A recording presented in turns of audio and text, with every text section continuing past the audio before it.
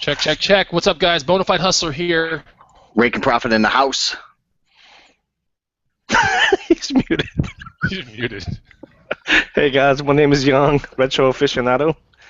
And I'm grilling. No, this is Eric. The college picker. Man, you're like 3 weeks too early with that get-up you got there. But anyway, very patriotic, CP. Hey, what's going on, guys? Welcome to the Green Room Hangout number 43. And my name is the Bonafide Hustler. I reside in Austin, Texas. I flip stuff I find from garage sales, estate sales, yard sales, flea markets, pawn shops, swap meets, and I put it on places like eBay, Amazon, Craigslist, my antique booth, and other consignments and stores in town. I'm one of the admins of the Green Room. I'll hand it over to Rakin. What's going on, guys? My name's Steve Rakin. I am 29 years old now. Just had my birthday. I live in Connecticut. I buy from thrift stores, garage sales, and pawn shops, and sometimes retail stores, and sell mostly on Amazon FBA, but also eBay and Craigslist from time to time. Quit my job about 3 years ago, and I haven't looked back since. With that being said, I'm going to toss it off to either Young or Eric, whoever wants to take it. Young can take it. What's going on, guys? My name is Young. I live in Santa Clara. I almost said San Jose. But yeah, just like these guys, you know, I do a lot of reselling on Amazon, eBay, Craigslist, antique booth. So yeah, CP, who are you? I am the Chief Financial Officer of Green Room LLC and also an admin like these guys. I'm currently actually riding my bicycle around the country. I'm in Colorado Springs right now. Started in Key West, so I have over 2,300 miles under my belt. And it's just a testament of what you can do. If you put your mind to it and you have reselling in the background making me money while I'm pedaling, so I'm not worried about like my cost of living or any bills or anything that's getting taken care of with some of the resell. Cool. Hey, CP, have you ever spent a night outside of a room, outside of a shelter, like roof over your head? Yeah. Like in a tent and stuff? We've been tenting almost every day. Well, that's cool, man. So wait, why are you at a house then? Like, why? Because my buddy lives in Colorado Springs, so I figured I'd come visit him. Okay, cool. Yeah. Well, that's nice. Are you going to be riding into Austin or flying into Austin? I will be flying into Austin. Okay, cool. Or riding into Austin, or training into Austin, or hitchhiking into Austin. He's going to be there somehow. Yeah, why is Austin so important in Rakin? Because we have our Green Room event / meetup on July, I believe the big day is July 9th, correct me if I'm wrong, but I'm coming in the 1st, and we have a whole bunch of Green Room members coming in, some coming in as early as a week beforehand, so we got just a lot of hustlers getting together. We're going to be hitting thrift stores, maybe a little bit of garage sales. We have a whole event planned, so it's going to be really cool. We've done this, this is going to be our 3rd year. Yep, 3rd year, and each year it's getting bigger and better.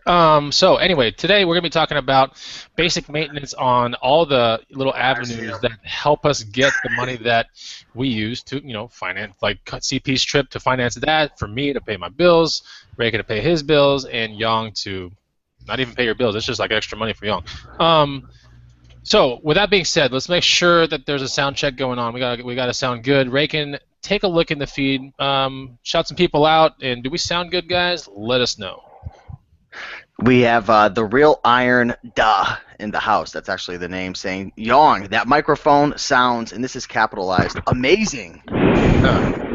I agree. I definitely agree. We got Clayton Darby in the house saying, I have made it. So Clayton is officially here. We got Comfort Zone Studios in the house saying, what's with the cage, CP? So do you have a caged animal in that house? Dog crate, yeah. Dog crate, yeah. Common animal in America. We got Jameson.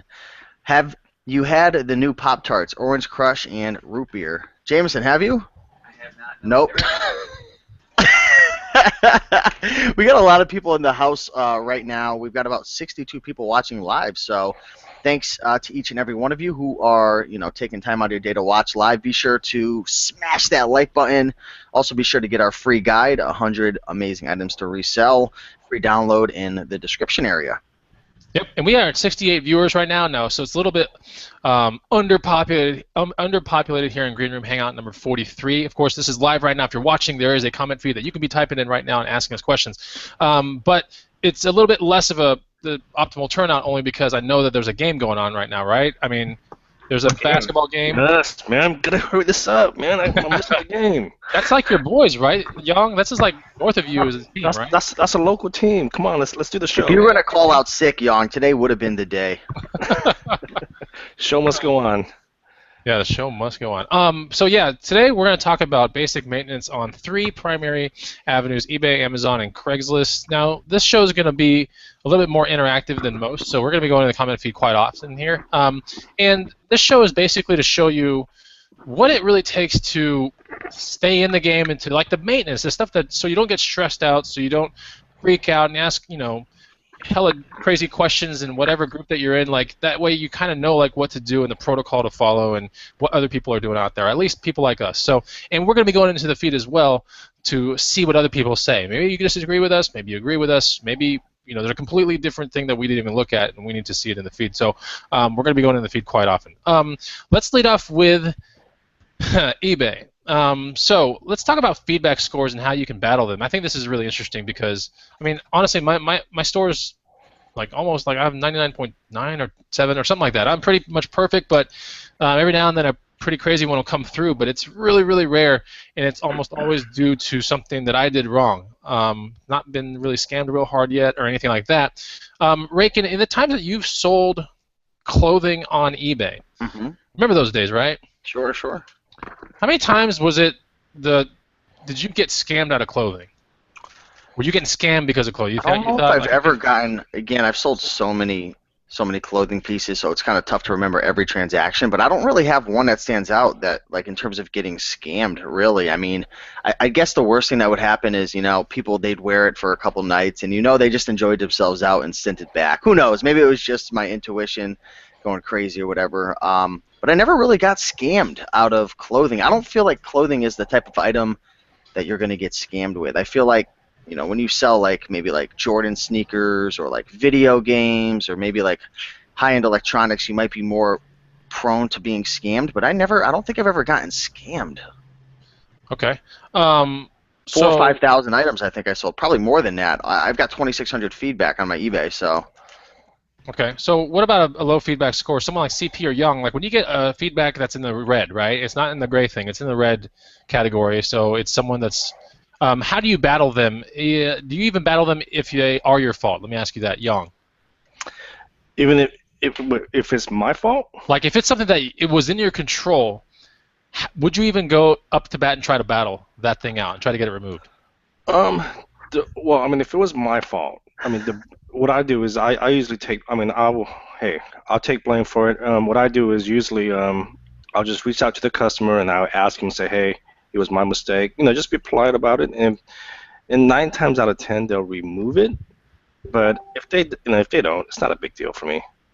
Yeah, one of the sure ways to get really bad feedback is to not mess with your messages after someone's like trying to contact you after the fact, right? After the item got to you and they're raising a case or whatever. That's your chance to like make sure that you don't get a bad feedback. That's pretty much the time, and I'm talking like minutes and hours. If you really don't want much time passing, as soon as that message comes through, you need to stop everything that you're doing, address it in a really polite manner, and literally like that will save the day. I have so many green feedbacks that would have been red, but the people are saying like, you know what, he was more than willing to help me out. This is an awesome seller, even though it didn't go right. Like all these things, you can look at my feedback. I mean, it shows it in there. But there was one where I was thinking I was getting scammed on one thing, and I did try to battle it out. I did not win, but it was a pair of roller skates that someone bought off me and said that they broke after 2 hours of use. And I'm like, dude, like, I don't know how you rode these things. Like that's what yeah, that's like used now. Like these are basically mint, very hard to find roller skates, and the guy like used them and broke them. What broke on them? Because those the latching straps. The uppers came completely away from the plate, is what and he sent me pictures, and it looked like my skate, but I'm like, still, like, what's to stop anyone out there from renting someone's skates on eBay, for example, right? Just through this. So yes, they did win.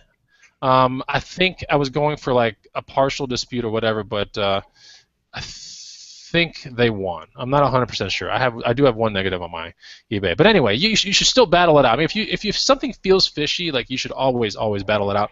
And if you don't win with one person, you should call again. Try with another person. eBay has, they route it to I don't even know where, India, Thailand, somewhere. You're gonna get a different person nearly every single time. But yeah, don't be afraid to battle that out. Let's talk about who's got an eBay store here? Young, do you still have an eBay store? Yeah, I have. How many? Who runs sales on their eBay stores. I'm going to go out to the feed with this as well. Rakin, you got your eBay store? Yep. Do you run sales ever? Well, right now I actually don't have much in my store right now, so I've actually lowered my my eBay down to the free version. You have to have the one up, I believe, to be running sales. But when I was full-time eBay and I had over 1,000 items in my inventory, I ran sales all the time. Sales are huge. I feel like there's a strong correlation between running sales and getting more sales. So I always ran sales. I like to do buy it now with the best offer. I felt like that helped a lot too. But sales are great. That's probably one of the biggest reasons I suggest if you've got enough inventory to boost your store up to that. I believe it's the Pro, the Pro subscription. Correct me if I'm wrong, but that's probably one of the best things that you get out of it, the ability to run sales. And you could run them for, I think anything, 1% off probably up to 80% off. I don't know the exact rules anymore, but sales are awesome. Yeah, you can do dollar amount or percentage off. You can do it on auction or fixed price, all this kind of stuff. You can you can basically structure your sale any way you want it. And I'm not meaning to correct you, but when I talked to an eBay associate like 3 weeks ago, maybe 4 weeks ago, for like damn near an hour, just trying to learn way more stuff about it, she did say that you don't have to have a store to run a sale. But I think she was full of what, because I don't know. Like Let's ask the comment section. Like because I've also thought the way you did it for the longest time. I was like, you know what, you have to have a store to run a sale, but she said you don't. Huh. So anyway, interesting. let's go to the next. Yeah, so sales are very important. There's no surprise to where if you run a sale and you're like, man, just because I ran 10% off or 20, I got a boost in sales. It's not just the fact that your items came down in price, guys. It ranks you higher in the algorithm. It's proven. That is what she said on the phone when I talked to her. It will rank you higher. So you absolutely must run sales, and don't be afraid of maybe pricing your items a little bit higher than where they need to be, so when you put it on sale, it brings it down to the normal price that you wanted at in the first place. I go on perpetual sale in my store. In fact, when I go on a sale, I let 1 day lapse. Like I do a 14-day, then I went 1 day off, and then 14 days on. Like that's just what I do, and it's worked pretty good. So, College Picker says yes, you need a store. You're just typing it in there. You could just tell me, man. People are saying someone you was don't. asking if you need a store. People are saying you don't. Someone in there is saying I have a basic store and I could run sales. Well, a basic store, is that a bump up from the free store? I think that's $19.99 a month or Yeah, basic store is still a $4.99. store. Yeah, you need a store, my buddy says as well. So we'll see. Dude, I swear that lady's done then. Okay, anyway. She lost her job. She ain't working Right anymore. after my call, man, they just axed her right there. That's one thing I want to say real quick. I want to say, just to kind of go off on a tangent, you can't just call up. I hate to say this, but people they want to know like, oh, can you interpret this rule on Amazon or eBay? And they call up somebody on a representative out in who knows where they live, and they ask them, and people, you can't just live by what one representative says because they could be wrong. These rules are all up for interpretation. I know that's kind of cut and dry, right? But with Amazon, some of these things are really complicated. Sometimes it's best to ask more than one representative. I really hate to say it, but it's true. Yeah, you're right. Yeah, all kinds of people are ripping sales right here. I mean, they got sales going everywhere. Everyone's got it. Cody Orgel, 15% off, blah, blah, blah, blah, blah. Everyone's got sales. All right. So sales are definitely good. Okay, so let's talk about a question that came in from someone in the feed. It's in caps, so I have to see it, right? It's from Hockeyman8799 Abel. Question: how do you protect yourself against scamming when selling electronics? It's a freaking wonderful question. So I'll let CP start this one off. Like, you're selling electronics on eBay. What do you do, CP? One of the main things that I do and that I recommend people to do is to take a picture of the serial number, take a picture of the micro screws that are on there, and just show that they haven't been stripped, that they haven't been tampered with.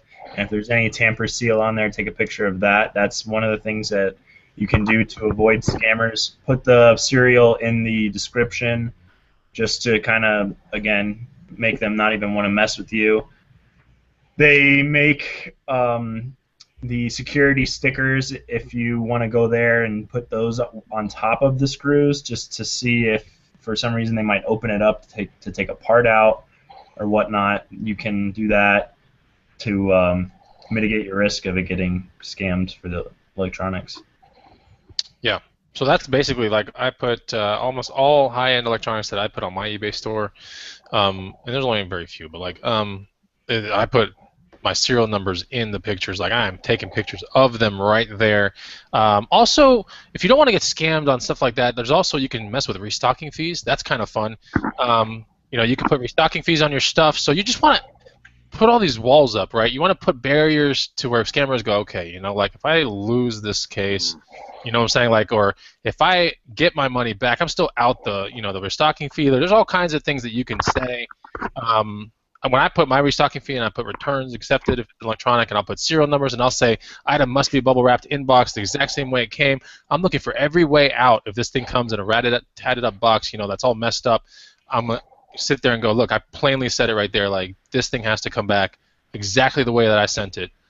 And so there's a lot of things, and quite honestly, if you're going up against someone that has like 40 feedback and you've got, over 1,000 or 2,000 or whatever, they're going to be like, all right, who's obviously the better person here? They're going to look at you. Anyway, so that's just the way that you got to look at it. There's also some people that do highlighter pens or invisible ink pens. I don't know if that works when it comes down to eBay improving cases. That's the only problem. So, but I know there's nothing more real than serial numbers. Of course, you can heat gun some of these serial numbers off. You got to be careful with that. But yeah, serial numbers and identifying marks. That's real important to put. Like, item must match all identifying marks to get full refund. Like, now the thief or the scammer goes, okay, what are these marks that this person's talking about?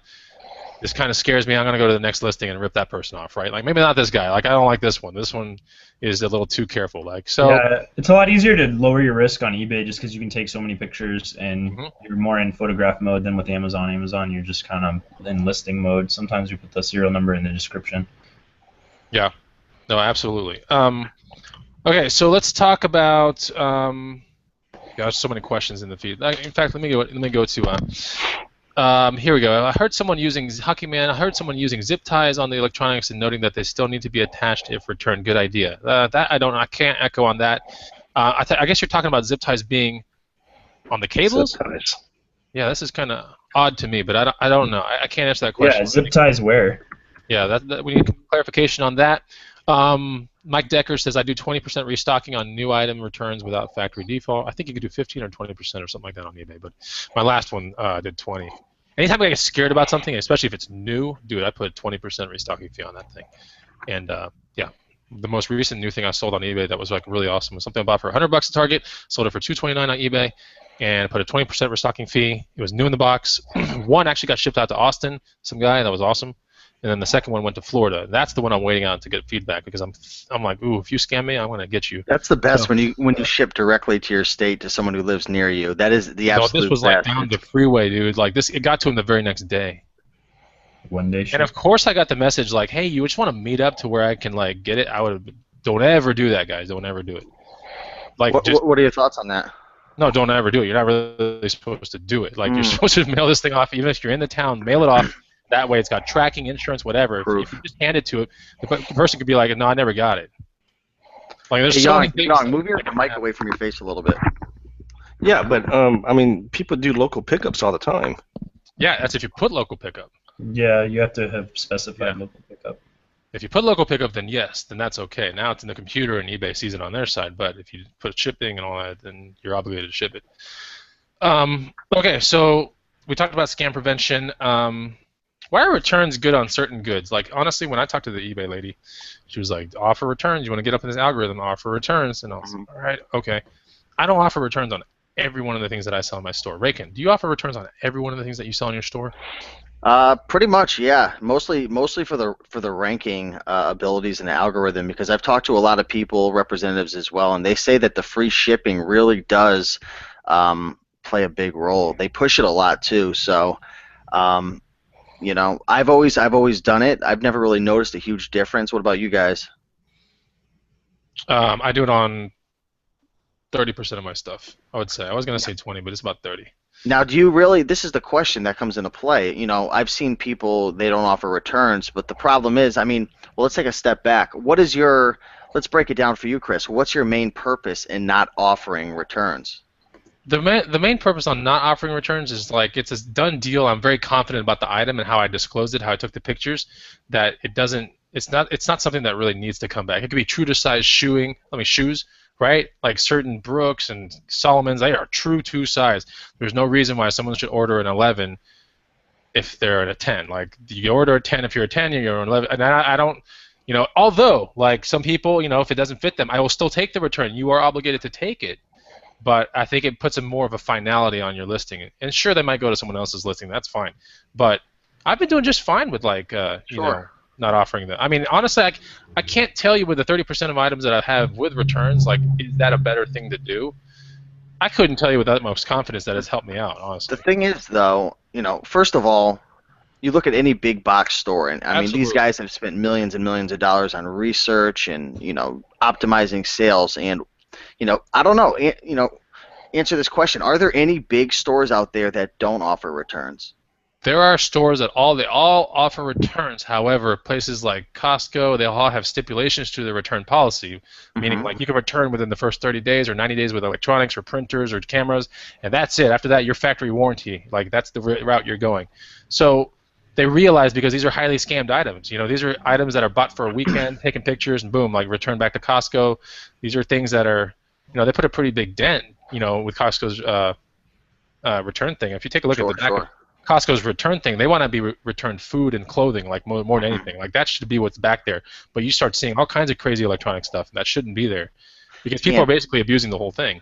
Yeah. I mean, it's part of the game though for anybody who's selling anything online, or if you've got a brick and mortar location. Returns are just part of the game. I guess the second thing I want to mention was, even if you're not offering returns, and let's say it doesn't affect you in the algorithm, if they want to return it, they can still open up a case with PayPal, right? So, absolutely, yeah. I mean, I guess what you're really trying to do is kind of just put out that image that, listen, I'm not looking to. It's not going to be as easy as is every other listing to get a return by not offering it. Is that really what you're trying to do as well? No, what I'm doing is like, I want my items to stay out there and never come back. I mean, that's my entire goal. Is like, I don't want to take them back, even though I do every now and then, but very seldomly. Like, a return doesn't come back. If you take the time to use up all your pictures, well-lit, good pictures, items will come back when you hide something, all right? Or when there's a rip in something that shouldn't be there, or a stain, or something's unglued when it shouldn't be. Yeah, what? Wait, what'd you say? When the roller skates fall apart after 2 hours. Exactly. When someone decides to rent your roller skates for a weekend and destroy the hell out of them. Like, they should it's usually seller error, I think, when a lot of returns come back. And quite honestly, I disclose all my stuff. I'm down to the T. If something's untested, I will say it's untested. I'll tell you where it came from. I'll be like, what I've done to it. Have I powered it on? What is it missing? Like, I get real intricate in my listings for the most part, but not too intricate.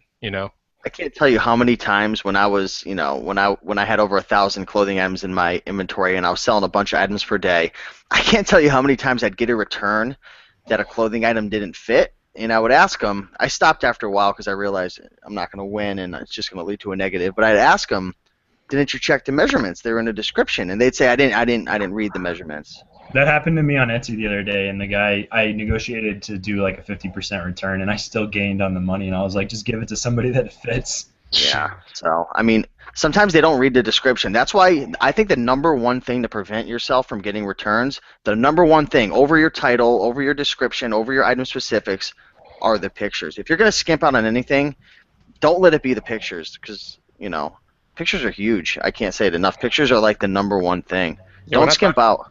When I talk to the lady, she's like, look, people mess up the pictures so bad. She's like, there's 12 slots, and you see people putting 2 pictures. Yeah. And they're like, use all 12. Terrible looking. Like, she's like, just take the time.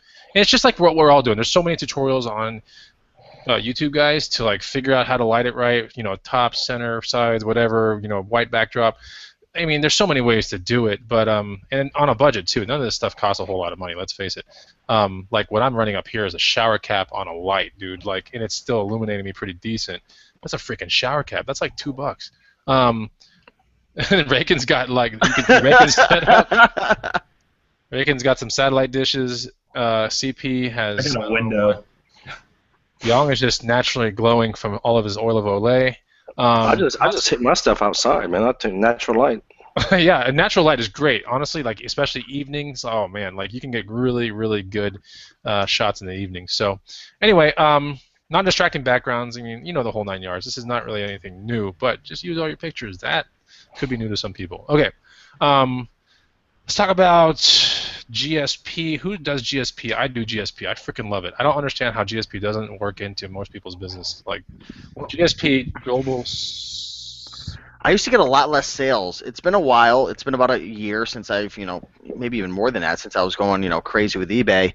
But I tried both, and I didn't get as many sales going through the global shipping program versus shipping directly to the customer internationally. Now, times change, so maybe they've made it more efficient and easier or done something in the algorithm. But have you tried recently shipping directly to the customer, offering that versus, GSP? I've done GSP for like 2 years now, and it is phenomenal, dude. I always do GSP. It is so streamlined. It's just like it knows where it's going.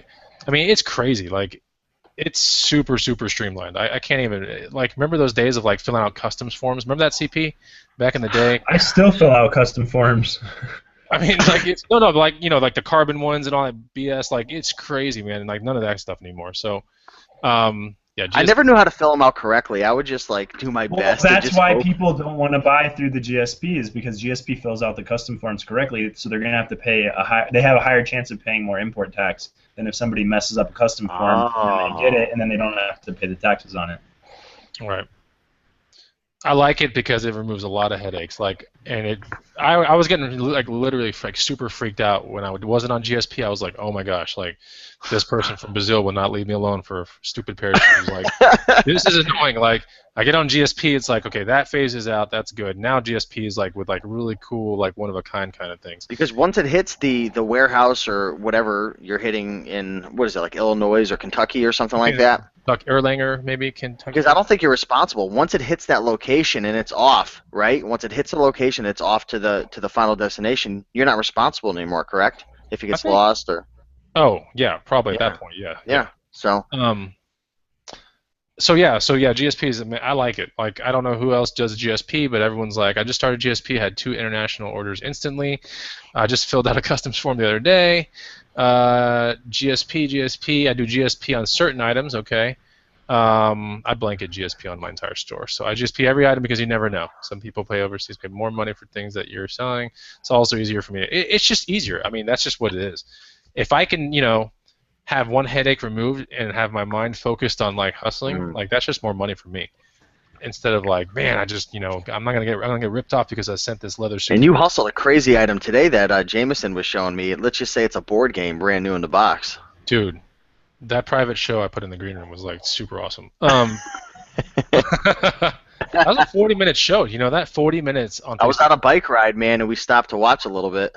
Dude, it was cool, man. I like doing it. Honestly, Facebook Live in the green room is like the next big thing.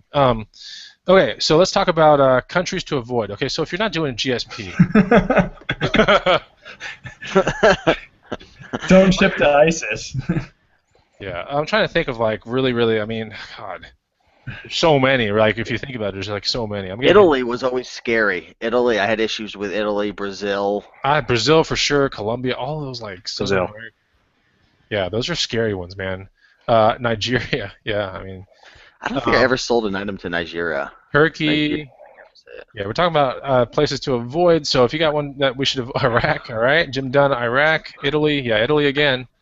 I heard Russia is pretty bad too. Yeah, they had issues for a long time. The mail service over there, everything was backed up for the longest time. If you shipped anything there, it would never get there ever. Yeah, Italy, Brazil, Mexico, corrupt systems. Don't sell to Australia. Also, make sure, guys, if you're doing free shipping, which is what I do on every one of my stuff, that you put, if you want to exclude Hawaii and Alaska, that you check off that box. It's very important. You can put free shipping continental USA, because this is what I do. But within the continental USA, I mean, some people go, okay, like you didn't check off your box for Alaska or Hawaii, now you're obligated to send it to me. And I've gotten caught in that stupid like fiasco. It doesn't fit in a flat rate, right? I'm talking about big things, man. Usually when I get hit, the last time I got hit with Alaska was like for a bicycle, and I was like, God, of all the things to Oh my gosh. My gosh. I got super screwed. But yeah, just make sure that you can go deeper into your shipping stuff by pressing, where do you not want it to go? It says like AFO, like what I'm talking about, like all these little things you can hit. But Alaska and Hawaii is definitely in there, and you should definitely check that out. You should check that one off. It takes forever for things to get to those places anyway, so now people are like super irate when they get the product anyway. Yeah. All right, dude. One of my items, like, it was a, what's that briefcase that's like super armored that all the drug dealers use? It's a silver one. Man, why does this elude me right now? Like, I don't know. there's a bolo. The second we You figured had this a out, post about it a while ago. I know you like did. a long time ago. Emerson's found one. I have found 3. Yeah, I mean, I found 3. Many have been. There 2 have been on on my Hangout videos, not Hangout videos, but for my other stuff. Sorry. I'm like super sidetracked, but this suitcase, it's a drug dealer's like suitcase. If you say it right now, in the feed, silver, has a little locking tabs and everything. It comes up. I don't know. Oh, it's such a. Not Samsonite. It's not Samsonite. No. But you're on the right. You're getting there. Like, it's like it's the pinnacle of like armored suitcases or like really really tough suitcases. No, keep going. Bannerez. No, not Pelican. Keep going. It's silver. It's made out of metal, guys. Like, it's silver. It's awesome. Emerson has one in his garage too. That's the sad part. It's like right over there. But yeah, I sold one of those in November to Hawaii. It didn't get to Hawaii till like mid-January, dude. I couldn't believe it. No, it's not Toomey. It's not Renoa. Gosh, all these great brands though. This is how you're learning bolos right here, guys. Take a look at the feed. There's like a billion bolos going up there. No, keep guessing. Keep guessing. The most awesome drug dealer suitcase of all. Okay, so let's talk about eBay or insurance and signature confirmation. When I see this suitcase pop up, then we can talk about it. But who does insurance? I do insurance on anything over like $100. That's what I do. Same what do here. you guys do? On high value items. Yes. Yeah. There it is. A zero Halliburton. That's what it's called. An AD bookseller says 0, which is zero Halliburton. Yeah. So if you ever find a zero Halliburton case, oh my God, and I know one of you guys is gonna find it. They're so obvious, man. They're so well built, and when you click the little clicks, it's just like like you just like it sounds like money when you open this thing. You're like, man, I know there was drugs in this thing at one point. So anyway, zero Halliburton. Look for them in your garage sales. Crazy money to be made. Probably more than Toomey, actually. Even better than Toomey. Okay, so let's talk about insurance signature confirmation. I do signature confirmation when I get hella worried about certain things. Like if someone's been pestering me, like asking me a bunch of questions after the sale, right? Like, when is this thing coming out? Are you sure it's this? Are you sure it's that? I just want to make sure that you measured it correct. Now I'm doing signature confirmation because this is almost like somebody's setting this. The second that it hits their doorstep or that the mail carrier gets there and delivers it to the residence, do you know that at that point you're almost absolved of the product if they go, I didn't receive it, because it shows it got delivered. Did you know that? If the item is under 200. Yeah, something like that. But anyway, so that's pretty cool because that's the reason why you want to do definitely the insurance and the signature confirmation. I've never had an insurance claim ever. Like, I've never had one, but I don't know how it works out. Apparently, insurance claims with USPS or FedEx are like freaking crazy. Like, I heard it's really difficult. Yeah. Yeah, I heard it's crazy difficult, which makes me like wonder why the hell do I even do insurance in the first place? Because if no one can really, has anyone ever got an insurance claim through any of these places? Please let us know. I know a friend that had a $700 and something insurance claim that went through FedEx. Oh, really? Yeah. Oh, successfully. So that's the key word. Okay. Yes, I do signature confirmation only when I feel sketch. Like, when I feel super sketch, that's when I'm like, all right, I better get this thing done. It's only like an extra, like, what, $235 or something. I think it's worth it. But anyway, and you can't, don't feel weird telling, hey, I sent it priority with insurance and signature confirmation. When you guys hope you enjoy it, blah blah blah. That, if they go, why the hell did you put signature confirmation? My apartment complex is not going to be able to take it. Like, you just got to make sure that if that's the way you roll. There's nothing wrong with that. If that's the way you want to ship your stuff off, that's the way you ship your stuff off. You should not be at fault for that. Anyway, what happens in that situation with an apartment like that if they don't accept it? Does it get sent back to the post office? There's crazy stuff that can happen. Like, I've had that happen numerous times. It's like where it tries to go to the address and it doesn't go there. Then the guy's like, resend it again. I'm like, dude, you gotta pay me shipping, bro. Like, this is not free shipping the second time around. Then I asked for it, and then wait, it's come back to you before? Oh, many times, yeah. I've had that. That happens at least once every 3 or 4 months. Wow. Because it was attempted to be delivered, and then it just comes back, or it was refused, or like we couldn't find the address, and I'm like, dude, your address is completely junked up. Some of the items I've kept on me, the guy won't even like respond back anymore. And eBay's like, all right, you get your money back, and you can just relist your item. I'm like, all right, And that's what you got to do. I mean, it's happened with Whitney's snowboard boots that she just ordered for the dude shipped him late. And he was like, well, I shipped them on time, but it was like clearly late. We saw the tracking and everything. It was clearly late. And then the guy was like, well, send them back. And Whitney was like, I'm not going to spend money to send these things back to you. And he was like, well, give them back to me. And she's like, absolutely not. And then she fought eBay, and eBay gave her money back. And So she now got to she keep has it. his stuff, and he refuses to pay the shipping back. I'm like, this guy's an idiot. I'm like, just use the snowboard boots at this point. Best snowboard boots you could ever invest in. I know. 100% It's just free. like, what? It doesn't make any sense. Okay, let's talk about a very mysterious item right now. And hey, guys, in the feed, by the way, we have 123 viewers, so clearly no one cares about this game that's going on. People care about this Smash green that like Hangout. button. That's right. We got to ask for the like button. We got to ask for it. So, hey guys, if you want to be cool with Bonafide Hustler, then you got to hit the like button. It's Hey really, guys, can you really, do me a really big cool. favor and hit that like button? Yeah, can you make it any more awkward? No, That dude, was- do it in your David Caruso CSI voice, like you're about to steal a child. Like, remember the abduction voice you had last week? Oh, please do it. Man, that's because of my damn allergies, man. So, If you guys didn't watch the last episode of the Green Go Room watch the Show, last one, yeah. oh my gosh, two things are gonna happen. You're gonna get really creeped out or just completely turned on. I hate to say it. I think Chris was turned on personally. no. Yeah. I'm glad I Just wasn't make it weird available to facial watch expression. me on that one. I wonder if I ask, like, if everyone liked the video. Whoever liked the video, just type in liked, just like Timothy Grab did. Right now, I see Timothy Grab. He's so proud that he liked the video that he actually typed in liked. I'm curious to see. I just want to see who's even listening. Who wants to burn a couple more calories just to type in liked and send it our way?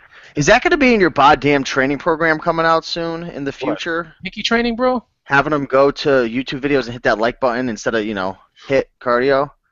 I mean, that's a pretty efficient way to get ripped if you tell me. I mean, you gotta like, you gotta just keep hitting it, man. Oh, look at all the likes are coming through, man. Look at this. All day. Look at that. That's fast. That's fast. That's a solid 13% of our viewers that are like saying something right now. Not a bad conversion. That's not a bad. Don, conversion give it the at all. voice, man. We'll get up to 80 likes real quick. Come on, just give your Hold best. on. Don't do the voice yet. Like, hey, if Young does the crazy, creepy child abduction voice, will you like the video? Yes or no? Yes or no? Don't do it yet, Young. But Somebody- I'm gonna not get doing abducted. nothing because that was my allergies, man. I can't just. you're gonna have to Hold figure your it out. nose, man. No, I'm not. I'm not doing anything silly. Come on, that was my allergies. Go sniff a flower and do it. What if he does it so successfully that everyone's like, "Oh my god, that was really scary!" Like, and they thumbs down the whole video. They're like, "Okay, I honestly think Chris was turned on last week. no." I do believe that. We just got an immediate dislike when you said that, Young. Yes, look, you kind of did actually. I just watched it go from five. Oh, now it's back. Now it's back. Someone's messing with it. Someone was trying to hit it so fast they accidentally hit the dislike. Okay, we got 21 minutes. I think we can get through Amazon and Craigslist. What do you guys think? Let's Let's do stay it. focused, man. I'm God, into Young it, is man. always like taking us off the topic. I don't know why. All right, here's the elusive question, right? And I want Young to be on first on this one because I don't Get think it, Young. anyone really truly knows the answer to this question. And I want you guys in the comment feed to help us out because me and Resell Rabbit yesterday were having kind of not duking it out, but we were going back and forth on this this question here, right? How do you get the buy box in Amazon? Or I know what the buy box is, but how do you get it? Like, Resell Rabbit and I were just like, dude, sometimes you get it, sometimes you don't. It's an algorithm with Amazon, which I always believed it was that way. Young, what's your knowledge of that? I'm just gonna say I don't know. That's my honest answer. But the thing is, if you go into your seller app, they actually have. Hold on. I'll tell you exactly what it Oh says. no, I know what you're talking about. That's exactly what I do. Like I told him, if I see my item sell within like 30 minutes, I assume I got the buy box. No, hold on. So if you go into your app, it says improve my listing, and then you have an option, and then it gives you an option to lower your price, so you can get the buy box. And from my experience, when you lower the price through the app, it's not even that much. It's like lowering the price by 50 cents, maybe $1. And you can get the buy box that way. I mean, again, through the app, right? Through the app, right? through the app. It's so you go into your app, go into improve my pricing,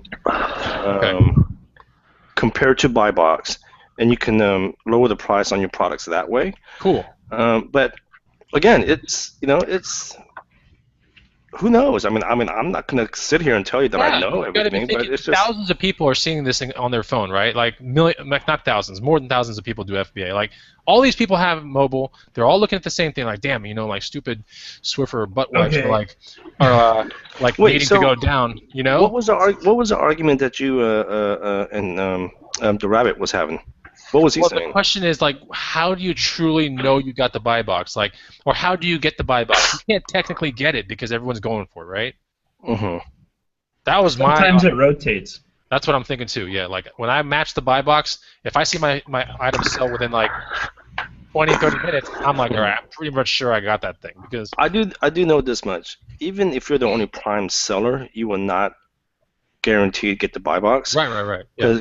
Because there's a product right now that I'm the only prime seller, and I don't even have the buy box. So Weird. That's super. yeah. So I think it's based on price and everything. So Price, probably seller rating, how much you have in stock, maybe your history with that product of holding it in stock or restocking. yeah. I mean, there's so much algorithm. Who knows? I think the most correct answer at this point would be Toronto Greenhouse in the feed, who's saying, much like eBay's Cassini, which is their algorithm, it's not public, but there's plenty of info out there about what factors appear to be deciding: price, seller ratings, FBA versus MF, etc. So that's pretty cool. All right, so there you go. Sometimes there's no explaining it. Yesterday I had the buy box at a video game for $79.99, and two other sellers had it for $48.99. We were all FBA. That's weird. Okay. So, You can now run sales on Amazon as well. There was a new feature that came out, like daily sales. I don't know if any of you guys saw that pop up in a dashboard. So, as we were talking about earlier with eBay, I know for a fact when I used to run sales, there was a huge correlation between running a sale and making more sales. That might play a role. There's different promotions and stuff that you can run, and I've actually experimented with them before.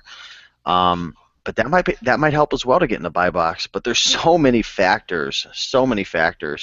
At the end of the day, Amazon, they're all about selling products and making customers happy. So what can you do to make them happy? Good feedback, lower price, because they always want the lowest price. They want good feedback, customer service.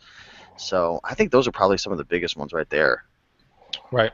The next thing we want to talk about are bundles and race to bottom versus holding. We're not really going to talk too much about it, but I want to direct you to a previous show where we were interviewing Jameson, right? And Jameson really highlighted the importance of starting to look into bundles and then the race to the bottom versus holding kind of strategy. So while we know a little bit about this, I think Jameson has really experimented a whole lot with this, and I think it's the right kind of thing to do. And by the way, we're really proud of Jameson, first of all, because he's putting some effort into his YouTube channel. So this is one of our best green roomers that we have. He's an FBA dude that travels the USA, and quite honestly, he didn't just start a YouTube. Okay, Raykin, help me out here. Did he just start one or no?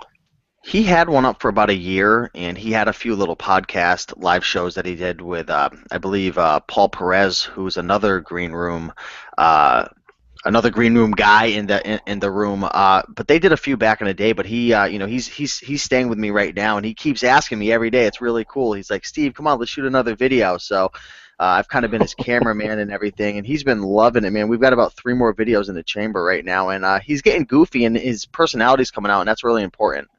What would you have given back in your early days of YouTube creation history, Raykin, if you could have been around another Raykin that would help you out? I mean, right?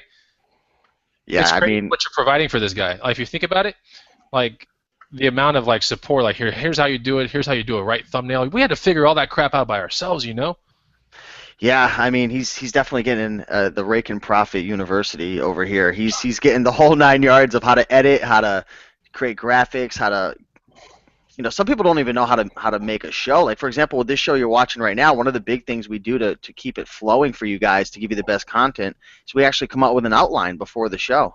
So we've been doing that for his videos as well. That's cool. So yeah, how do people find that YouTube channel real quick? Let's plug that up. Yeah, we'll link it up in the description, but his name's Jameson Philippi, so we'll link it up below because it's a little hard to spell, but definitely check it out. He's been doing well, so we're proud of him for sure. He's staying with you. Who has the top and who has the bottom bunk? We cuddle, so we stay on the same bunk. Jeez. Yeah, Okay. that green room love. Bad picture. Bad picture. Ay, caramba. You're supposed to make the abduction voice now, Young. That was a bad picture you just gave me. Okay. So let's talk about. I want to rake in real quick, shed a little bit of light on this one thing: bad feedback. How to get rid of bad feedback without calling Amazon, right? How do Yeah, you you do can it? actually you can hit the get support function under help, and once you do that, you pretty much just choose a few options. And a lot of times, I don't even have to write a description of what happened. They'll just remove it immediately. And the main reason is because there's two types of reviews. There's actually a seller review, and then there's a product review. Most people are leaving product reviews on your seller account, which you're not allowed to do. So that'll get removed instantly. Also, a lot of people are leaving, like for example, I didn't get a negative feedback, but I had a woman message me today saying, I got the wrong book. What should I do? Can you help me? And I'm That's not you. thinking, Yeah, that's Amazon. That's not that's you. Amazon. So people will leave, like, oh, the book came damaged or the item came damaged. You can get that removed instantly because that's technically Amazon's fault. It's the fulfillment. So just go through the help, go to contact us support, and I've gotten so many feedbacks removed that weren't my fault or were kind of illegal feedbacks. Cool. Don't ever. The worst thing you can do is not try, right? Man, for the longest time, I want to just be 100% honest, probably like 6 months ago, I didn't even know that you can get most of these negative feedback. I was walking around with like a 7-inch knife blade in my back. I'm like just walking around like I'm gonna die one of these days. Like my account's gonna get banned because they were coming in, a few of them. I got like 4 of them removed in like a day, and I was just like the happiest man alive. Yep. That's how you do it, man. Live and Let's learn. talk about metrics with messages and potential buyers. So if you get a potential person asking you a question, this is where I get a little bit confused. When someone asks, let's say you're selling a webcam, a Logitech webcam on Amazon, right? And you get to sell, will this thing work with OS X, Yosemite, blah, blah, blah. Are you obligated to respond to that with your metrics at hand? CP. Like the seller questions? See, that's the question. Is like, is that a seller question or a product question? Because sometimes other people on Amazon answer the questions for Oh, you. okay, those are the product questions. So I don't know. That's the where like I answer it if it's knowledge to me, but if it's something where it's Yeah, if I don't know it. yeah, if it's some of the questions are super obscure. It's like, will this work? Is this backwards compatible with OS X 10.2 or something? And I'm like, I don't know. You have to do the research yourself. It's not on Amazon. but part of your metrics is actually responding to some of these people. You know that, right? You've got to respond with something. Like that's the craziest No, part about it. no. See, I mean, Not on those. Those go out to every single seller. yeah. I mean, if they directly message you, Yeah, that's what I you meant. have to respond. Yeah. But if you're sending out a general question for a product, you don't. Yeah. You're not. Right. And I'm getting some of these questions, Obligated to direct respond. ones, and I'm like, dude, does this come with a manual? I'm like, I can't even. Does it come with a box? It's like I can't remember if I sent that camcorder off of the box. Oh, okay. So that I mean, if it's Okay, like well, that, then that's a message to you that's then, a direct Chris. message. So you That's what I'm have- saying, man. So those kind of questions that are directed to you, you got to be able to answer those. Like, there are metrics based on it. It's just like eBay, getting TRS seller. You have certain metrics you're pressed up against. Just make sure that you know your metrics. Or you hit no response needed because sometimes you'll get these lawyer messages saying we own this product and we think you have a counterfeit, and you're just like no response needed. Yeah, there's also those, and then there's also the ones where like we control the MSRP everywhere, so you can't be selling it. Like we didn't license you to sell this product at your price. Blah blah blah. What I do in that situation, I just lower my price and get the thing out of the door like super fast, because I'm like, whatever, man. I ain't getting this crap sent back to me. That happened recently on some smartwatches that I sent in. Okay, so let's talk about shipping schedule. I think it just really depends. I mean, depending on how much you source, I mean, it's just a best practice to ship, I think, at least every single week.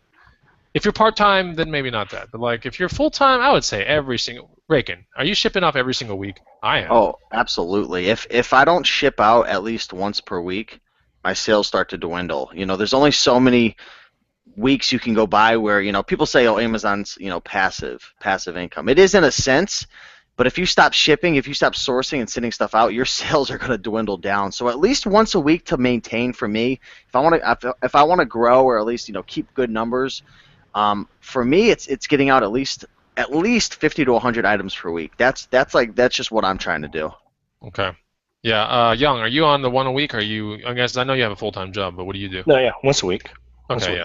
So once a week's really good. I mean, if you really do a bang up job at garage sales and stuff like that and thrift stores, you should be able to hit once a week. I mean, you gotta get that stuff in there. Yeah. I mean, I work full time, but I still make time to ship out a inventory once a week.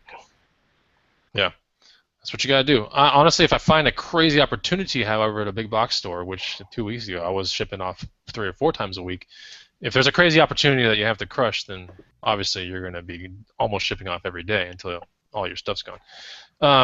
Okay, so let's talk about what do you guys keep all your FBA stuff like? Okay, let's talk about this real quick. This is kind of dumb, but I don't care. Like, we're gonna talk about it. When you're housing all your FBA stuff to go for your once a week, right? Where in your house are all these items? Are they like neatly in a box somewhere in a corner, and you're like, that's my FBA corner? Like, what are you doing with your box? Or what are you doing it at all? Are you just leaving the car, or what do you do? So I have a den, and Steve's seen it. So when you first walk into my place, there's a den, which isn't a part of the main unit, so I just keep all my inventory there. So can people even watch a basketball game in your den, or is there just crap everywhere? Yeah, there's a couch there, but it's he had it pretty organized when I went. He had his whole everything kind of sectioned off. So yeah. Did he cook you any of the famous Yang Korean ribs, spare ribs? What are these things called? Oh, did I make that while you were here? I don't remember. Well, I was a horrible guest because I'm vegan, so I couldn't, you couldn't satisfy my hunger the way you wanted to. But you did give me some wine. Did you get to try the wine? I did give you wine. Yeah, it was some delicious wine, Young. I tell you, you are a wine aficionado. Bring some wine to Austin, please, because I still have yet to taste this wine. I mean, I would have to ship it. I can't bring it to the airport. You could check it if you packed it well. Just global shipping GSP it. Look, if your bag is like leaking purple when you pick it up off the conveyor belt thing, then see, that's the only thing that I'm worried about if I was to take it. Yeah, that's the only thing I'd be worried about if I was to take it. Okay, well, anyway, try to bring. You can bring us some box wine. If you're freaked out, Franzia is cool. Just like take all the labels off and just put Young's. I tell you what, next time I drive out there, which probably isn't going to happen for a while, I'll bring some out. Okay. Okay. And hold on, before we continue, Steve, you got a rare wine because that batch is almost gone. That was how long will that stay good for in the bottle if you bottle that up and you for a few years? But I mean, you don't want to keep it for forever. I mean, that's when it's. I mean, people have this idea that they can keep wine for like 20 years. The older it gets, the better it is. Nah, man. I didn't finish it. I opened it and then resealed it. Okay. Oh, well, that was a while ago, so it's probably bad by now then. Oh, crap. Anyways, we got off topic there. Okay. It's always Young's fault. It's Young and his wine, man. Always getting us off topic. Okay. Let's talk about... so you have it in a den. Rakin, where do you have all your dedicated stuff for your FBI? Okay, don't lie to me, man. Where's all your crap, Rakin? It's in my bedroom. No. That was a few years ago. I actually have it in my garage. I've been doing things a little differently lately because I've been getting sick and tired of hanging out in my garage, and it's just so comfortable in this area right here. So what I've actually been doing is bringing up some of the stuff that I'm getting ready to ship up into my living room area, and I actually have a few items right down there, if you can see it, that I have to ship off in the corner.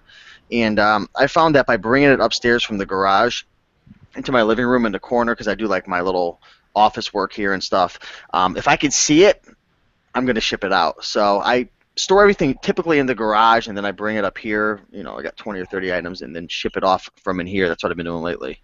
Yeah. Well, if I can recommend anything to anybody, is like, don't really bring it into your house until you're ready to mess with it, right? Yeah. Like, let's put it that way, because it's really easy to have a dirty, nasty, cluttered up. I'm not bringing clothing and stuff up into here, though. It's mostly new in the box stuff and some books. Not just that, you just don't know what's in those clothing, man. I mean, if it's been washed, you don't want to bring it into your house. Yeah, for sure. Storing clothes is so awful. It's all in my closet. All right, so let's bang out this Craigslist portion real quick. I gotta thank the 111 people that are still here watching this kind of stuff. Come on, like, this is bad.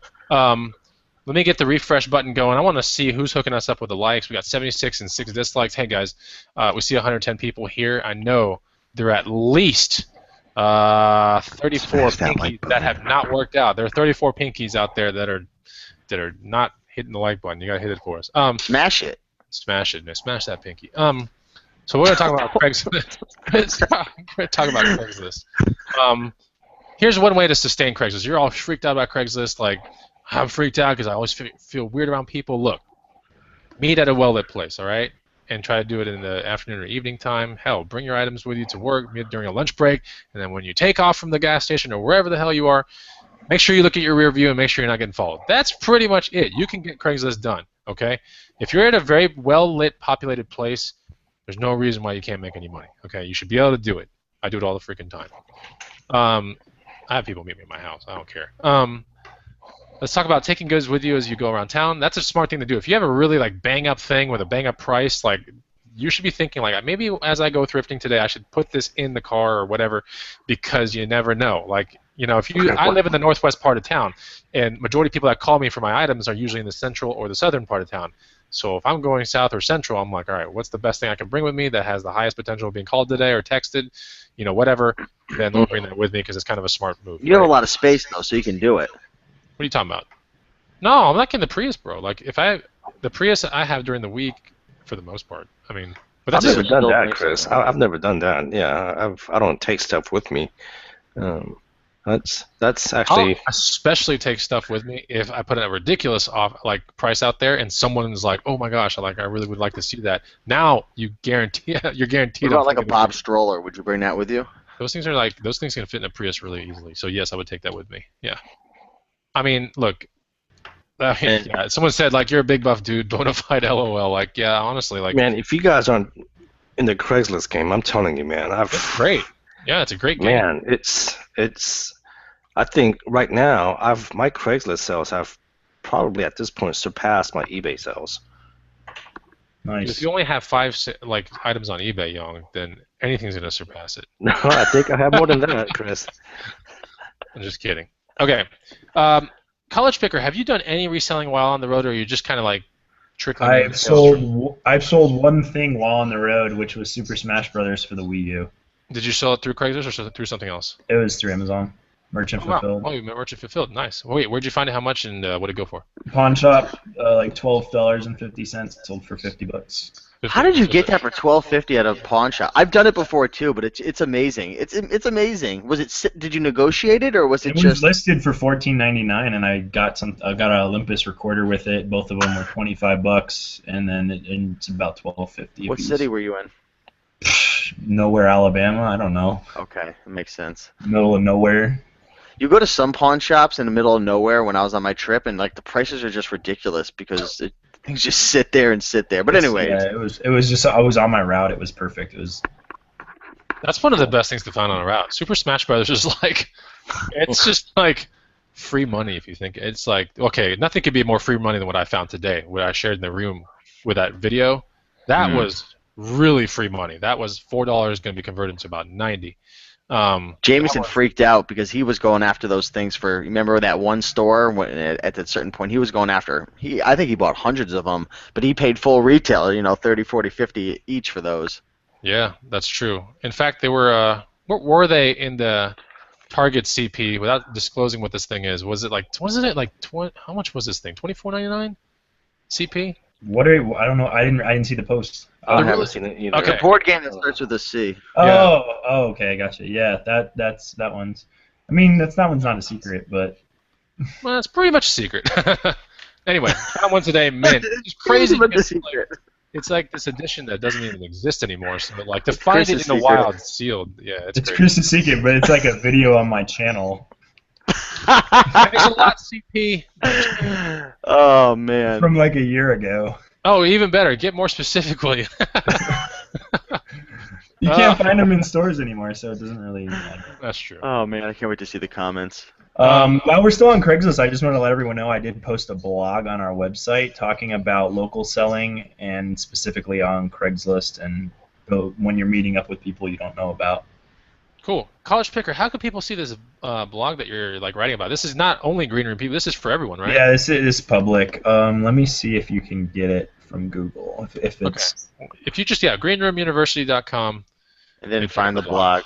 Just find the blog. That's where his. It's a very nice looking blog post, by the way, CP. You did a great job. Oh, thank you. I worked on a lot of the images and kind of formatting it today. Cool. All right. So knowing what types of buyer text, we're gonna go like maybe 5 minutes over on this. What kind of buyer Seriously, I text? gotta go to the gym. Come on. Yo, take off. Then I can All handle right, it. I'm gonna get out of here then. Wait, That's hey, man, cool. I gotta watch the game, dude. All right, TP, you're cool, man. We're All good. right, See you, man. deuces. All right, so I'm going to blast through this real quick. All right, so knowing what types of buyer text to avoid. Look, if you do the text or you do the emails, I mean, sometimes buyers, I don't mess with broken English kind of crap. All right, I just don't mess with it. It's too hard to get a point across. It's too hard to describe something. I don't mess with, do I think it will work with this or will this fit on my car? Like, I don't know what kind of car they have. I don't care. I'm not a professional at like knowing if that bike rack fits on that car. I don't know. I avoid those. I avoid extremely stupid questions. I just don't like them. Here's another one. Should you take offers immediately or later? Quite honestly, it depends on your buy-in price. But don't kick yourself in the foot. Hey, Reagan, you ever had this happen or young where you had a great offer and you're like, you didn't take it because you thought it was going to be something better, and then nothing better came, and you're like, damn it, like that was a really good offer. I should have taken that. Wait, maybe once or twice, yeah. Yeah, it's just like, why did I wait 2 weeks when I could have just had the money like the second day, you know? So that will happen in Craigslist. There's nothing you can really do about it, but just think twice. Like, fast nickel, slow dime, typically that occurs when someone offers you the offer right after you listed the item. You're like, dude, if I just wait this thing out, I'll get more. Think about it for a minute. Don't just have an impulse response. My buddy did that. It was eBay. He had this huge printer, and I forgot, he got an offer, and he like instantly just said no because he's like, oh, it was only 5 minutes. And then like 3 other offers came in at like $60 less. But one point that I do want to make is, a lot of the times on Craigslist, you're going to sell the stuff for a lot less that you pay for. I mean, that you sell on Amazon or eBay. But you have to remember, like when you sell on eBay or Amazon, there's shipping fees involved. There's PayPal fees. Amazon needs their cut. eBay needs their cut. Even though you sell it less on Craigslist, that's 100% cash in your pocket.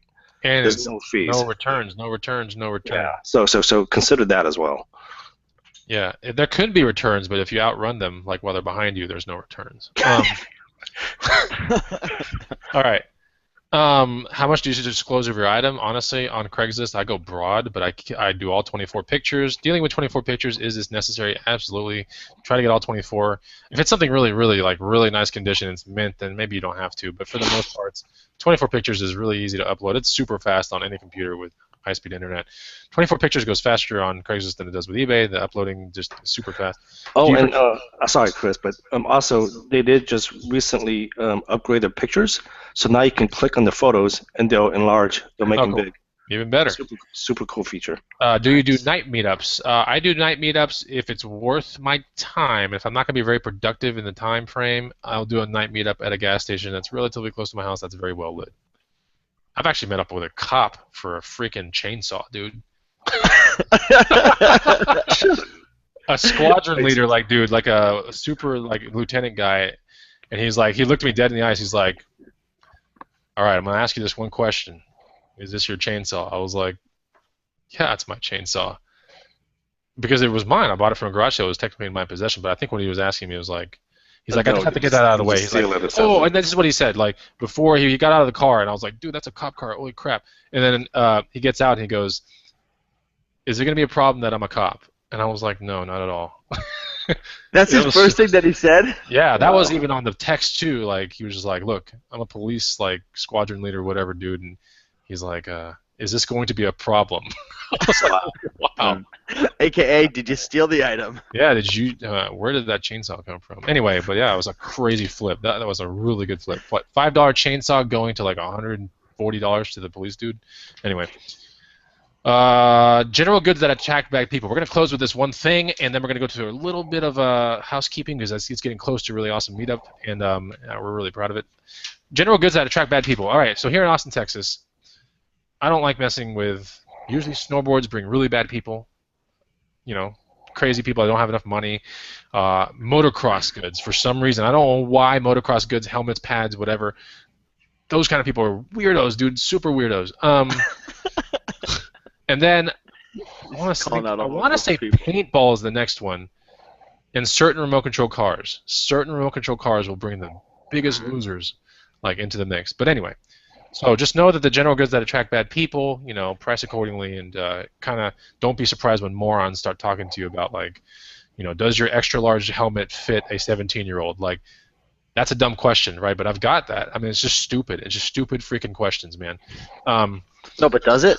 But think about it for a second, man. I got that. I got a question that was like, will your motorcycle fit my brother?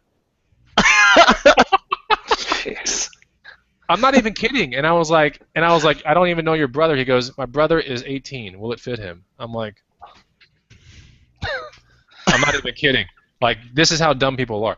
Anyway, so that takes care of that. All right, we're done with this entire. We got through the outline, dude. We got through the outline today. Yes.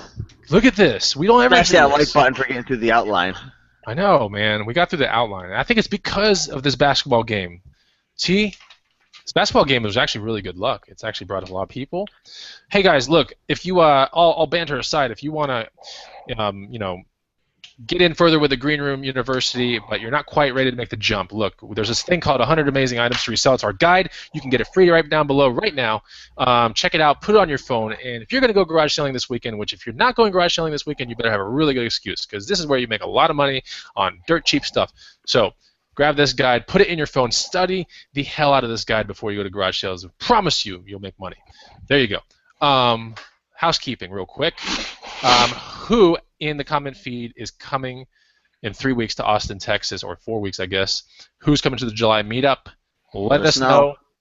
It is finalized. Like, we're down to one more installment of our payment. You know that? We are 75% of the way paid through this entire thing, by the way. I haven't told my admin people yet, but we are 75% of the way paid through. Isn't that crazy? We've got it, for the people to understand, we rented out this place, which was quite expensive and whatnot. So we've pretty much got it all paid for and ready to roll. So yeah, this is like this is not some restaurant. This is like a real deal thing that needs installments of payments, because they could just give this to someone else that's really serious about renting it. Like, so it only goes to like corporations and people that want, big venues. So. We got some people saying that they're coming. Julie Johnson is coming. Timothy Graff is coming. Swamp Picker is coming. Yang says I am, of course. We got Cody. We actually have a young guy from the Green Room, Cody Orgel, who is coming from Australia. He's actually coming in. I don't know if you guys realize this, but he's coming in, I think, a couple weeks before. He's staying in the United States for a month. He's meeting up with Jameson in New York. Jameson's picking him up from the airport, yeah, it's gonna be that. I can't wait.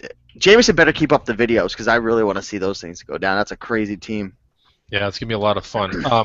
So one of the things that we're gonna be, sorry, how do I say this? A little housekeeping. We're working on something a little bit more marketing related right now this week, and it ends this week. Behind the scenes, you guys never get to see this kind of stuff, but just kind of let you in on the whole thing.